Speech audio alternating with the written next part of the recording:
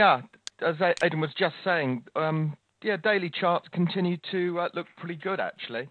Before I actually get onto all the data and stuff, last week, a big irony, as I said on Friday, we've had continuing weak data across virtually all economies. So globally, data has been pretty poor. Morning, Jeremy. Morning, Jeffrey. Peter, hi. Hello to everyone.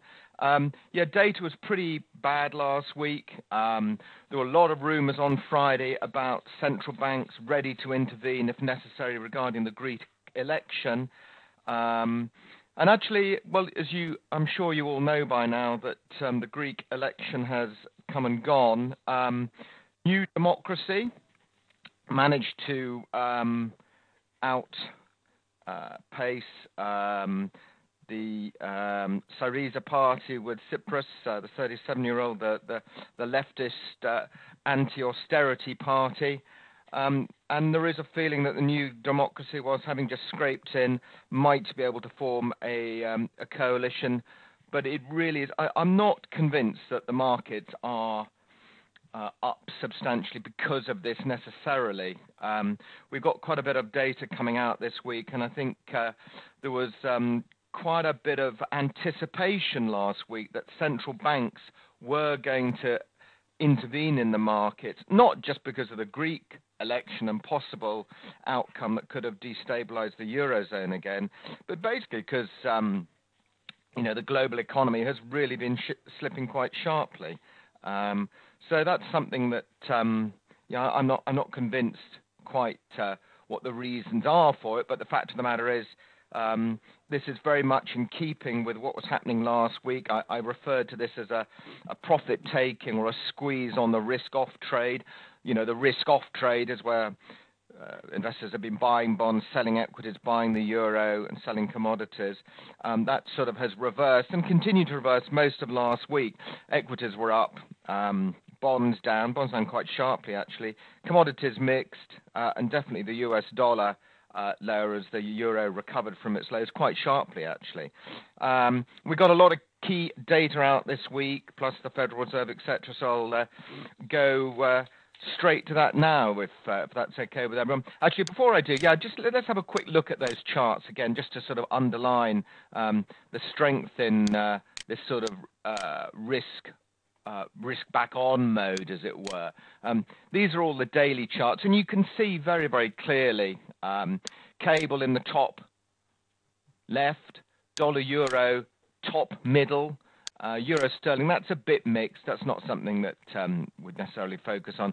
But look at the Aussie dollar bottom middle, gold bottom right, and of course euro yen bottom left. So all of those. In fact, if I change this bottom right chart to the Aussie yen as well, you can see they've all done spectacularly well actually, as this market has continued to improve.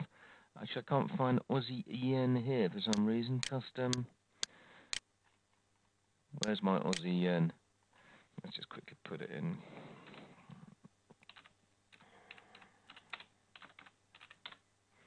Okay, Aussie yen. Just have a quick look at that because I was looking at that earlier on. See, that's improved quite markedly as well. So I think really Adrian's quite right. I think the problem with this morning, with these gaps that occur in this sort of move, like we had after the Spanish bond market, you could be forgiven to believing that this gap will be filled, and I think it is a possibility that it will. Although for the time being, this is dollar euro we're just looking at here. You've had this gap up; it hasn't filled it. It's not a long way away though, really, for anyone who's playing the gap. 126.40, 126.35.40 is not that far away. So it is certainly possible that it could breach that at some stage. Okay, let's get on to the data. I'm just going to open up the calendar for the week. We go to our Forex Factory. For anyone new joining us, this an important day today, the beginning of the week, just to review the calendar and just work out what's coming out. It is an important week with various things going on. We've done the Greek election. Morning, David. The other stuff that's coming out, we got a G20 meeting. You've probably heard about what's going on there. That's over the next couple of days. That's been held in Mexico, in Los Cabos. All these finance ministers from the top 20 economies in the world, central bank governors, etc., they're discussing global issues, and obviously what's really at the forefront of all the thinking, not just the Eurozone crisis, but also the significant slowdown in the global economy. And the fact of the matter is that a lot of policymakers, central bankers, etc., they don't really have a lot in their weaponry. With interest rates at record lows, with a lot of these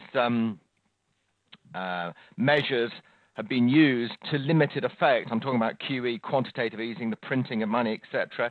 So the question is this G20 meeting just a talking shop, or will they come up with anything substantive? Suspicions are that it will unfortunately turn out just to be a talking shop. Other than that, Tuesday we've got inflation data in the UK. Now that's an interesting one because, and I'll get onto what's going to happen with our MPC minutes later on in the week. But consumer price index is expected to fall to 3%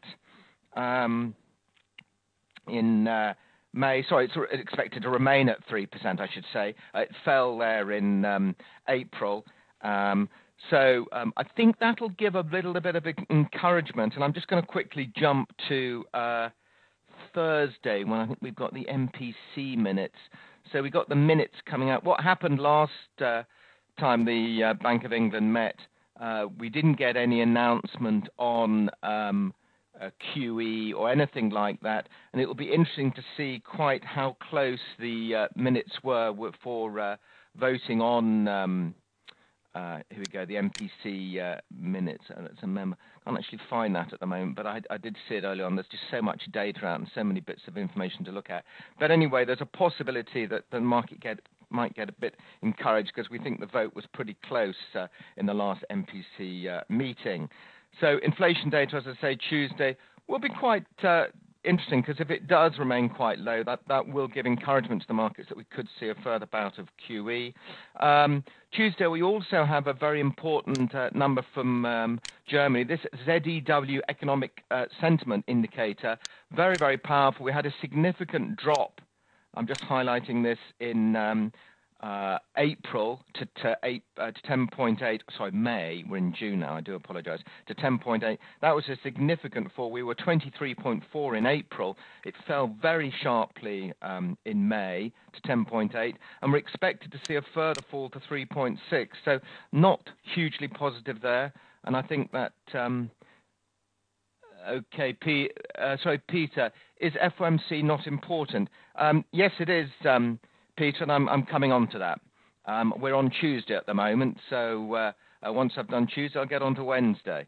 So the ZEW Economic Sentiment Indicator, that is something that I think, that's been factored in. Just remember that the market is well aware that things have started to turn a little bit pear-shaped in Germany as well, which is a little bit worrying for the whole of the Eurozone, obviously, at a time when the Eurozone will be depending at some stage on Germany. Next bit of data, I'm just sort of running through the key ones, really. We always look at building permits. Anything to do with the house building in the States is key. The building permits is a very long leading indicator. That'll be telling us what sort of housing starts, the new homes will be built, etc. And remember, new homes means jobs. Jobs is something that is key to the US economy, etc., and it affects everything from consumer sentiment to industrial production and all sorts of stuff, because when houses are built, white goods are made and bought, all the soft furnishings, etc. So it is pretty key. Okay, don't worry, Peter. Well, let's get on to the most important event of the week, which is the US rate decision, and that is, as Peter's mentioned, that is on Wednesday. The FOMC, it's called. It stands for the Federal Open Market Committee. They are the rate-setting committee for the Federal Reserve, which is the US Central Bank. It is equivalent to our MPC, or Monetary Policy Committee, here in the UK. Ben Bernanke is the chairman. He's given a lot of sort of hints recently that action could be taken. We've got a significant weakening in the US economy. There is a deepening financial crisis, sort of certainly within the Eurozone, and it's starting to sort of affect the global economy, as I mentioned at the beginning of this piece. And I think it's likely that Ben Bernanke may announce some sort of action. Quite what that'll be, there's a big argument that QE is having less and less of an effect. Rates are at 0.25% in the US, so there's not a lot of room there. But what is going to happen is they're going to have this press conference after the meeting. So what he's doing this time around is going to be explaining what he's getting up to. So that will be key, Peter. As I say, it's a very important release. So that's at 7. Actually, let's just make sure I get this right. No, it's at 5:30. I do apologise. They've changed it. Used to be at 7:15, but the actual press conference is at 7:15. So 5:30 Wednesday, early evening. Most of us won't be trading, but if you are, please be really careful. No positions at that time. I really advise you not to have anything on at that time, because it could be, that we could get the unexpected, as I say, and I'm not altogether sure what effect it will have. Obviously, if there is something, it's potentially dollar weakening if they announce further QE. And I think a lot of that is priced into what we're seeing over the last few days and certainly last week. As I say, I'm not convinced that today's moves are all based on the Greek election results, although obviously that'll be having an effect. Other than that, we've got the regular weekly unemployment claims on Thursday at 1:30.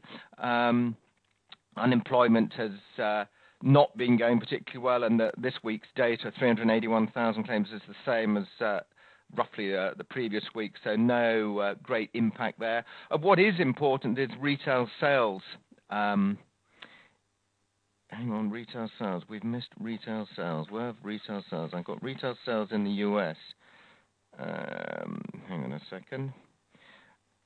Okay, that's something I seem to have missed somewhere along the line. Maybe I'm getting confused. Okay, no, it's not retail sales. I do apologise. Sorry. Unemployment claims. Then we've got existing home sales in the States. Again, very, very important. So these numbers do tend to get focused on, as I say, because of the impact on jobs. We then have the first manufacturing index of this month. This is the Philly Fed Manufacturing Index. Philadelphia is probably one of the most industrious in terms of manufacturing federal district. So that's watched very, very closely. We are expecting a rebound from May's figure of minus 5.8. So we're looking for a figure of 1.3 on that data. It did plunge, as I say, to minus 5.8. In April, we were something like 8.5. This is the first negative figure for more than 8 months, and I think it's down to sort of price declines and slowing employment. But a small rise is anticipated, which will be welcome news, because we've had a slew of poor economic data. So let's see if we can get some more encouragement in the market. Other than that, Friday, really, well, we always tend to have these German survey results all published in the same week, and here we finish off the week with the IFO Business Climate Index. If you want to see any of the information about these bits of information, data releases, click on the detail, and you'll see here it's a very wide, large sample size, this particular one, the IFO, and it's a very good indicator for sort of the economic health of business, etc. So that one again is watched very, very closely. So 9 o'clock on Friday morning, we're expected a sort of unchanged to slightly weaker figure from May, but all in all, data, a slight improvement in data this week, but I think a lot of what's going to happen this week hinges on Ben Bernanke and the Federal Reserve on Wednesday evening. Other than that, as I say, we've had a pretty good sort of rebound in markets generally, as I said, looking at all the daily charts. So let's just see where we go this week. Thanks very much for listening.